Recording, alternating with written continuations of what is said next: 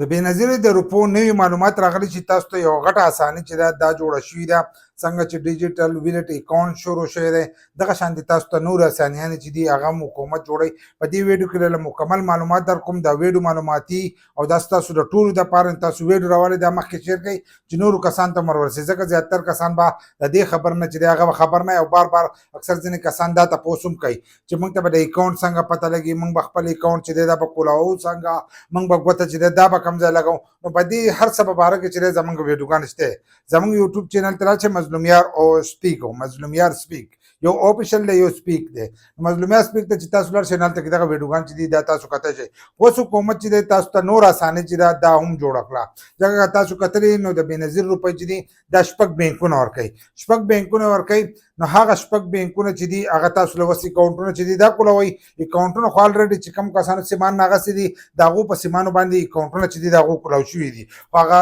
اکاونټونه چې دي هغه دپاره به تاسو اوس ګوته لګوئ چې هغه محفوظ شي او ستاسو اکاونټ چې دی هغه تاسو ته راواوړي لکه چې ستاسو د ګوتې سره یو ځای شي نو بیا به تاسو په خپل موبایل کې هغه اکاونټ چې دی هغه به کولاو کوئ نو د هغې په تر باندې تاسو پیسې چې دی د خپل موبایل نه بل موبایل ته هم لیږلی شئ بلونه ته هم جمع کولی شئ هر کار چې دی هغه تاسو بیا د خپل اکاونټ نه کولی شئ څنګه چې د موبایل د بینک ایپ سي نو دغه شانتې به ستاسو دغه اپلیکیشن نو دغه اساني خو دا خو بل اساني چې دی به کومه اوسره ځکه چې اوس تاسو لکه موبایل ته روپۍ راغلې نو تاسو هر ځای ته چې دی دا لیږلی شئ نو اساني د ځینې کسان وایي چې دا مونږ ته ښه ګرانه شوه نو دا ګرانه نه ده خلک د موبایل ایپس استعمالوي نو دغه شانتې به تاسو اپلیکیشن استعمالوئ خو به خوله باندې چې دی دا ګران نه ځي نور باقي دغه طریقه ده څنګه چې ایزي پیسه ایپس استعمالوئ دغه شانتې به دغه اپلیکیشن ایزي پیسه به د چا سره د چا سره به جیس کېږي د چا سره به د حبیبي د چا سره به د الپلای د پنجاب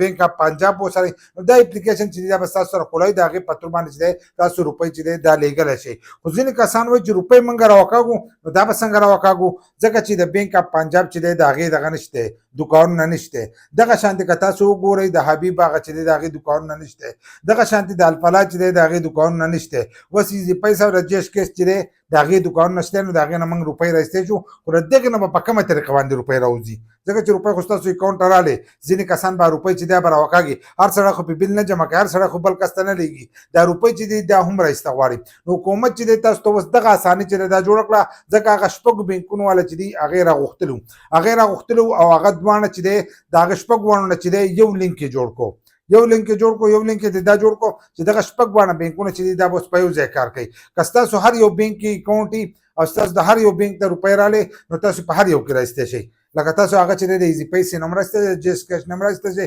الپلا نه هم رایستی شئ او د دې نور نه چې دی دا تاسو هم رایستی شئ نو تاسو ته اوس دغه اساني چې دا جوړه کړه که کم کسانو په ذهن کې دا چې زموږ الپلا پی یا دغه شانتې دغه ایچ بي ایل دغه شانتې بینک اف پنجابي نو موږ به روپۍ څنګه راوکاږو نو روپۍ چې دی هغه تاسو د ایزي پیسې نه هم رایستی شئ د جیس کیش نه هم رایستی شئ د دوکانونه ځای په ځای نو په هر ځای کې چې دی تاسو خپلې روپۍ چې دی دا رایستی شئ او که نور معلومات ستاسو په کار وي نو هغه زموږ په یوټیوب چینل کې چې دي هغه پراته دي او هغه تاسو کتی شئ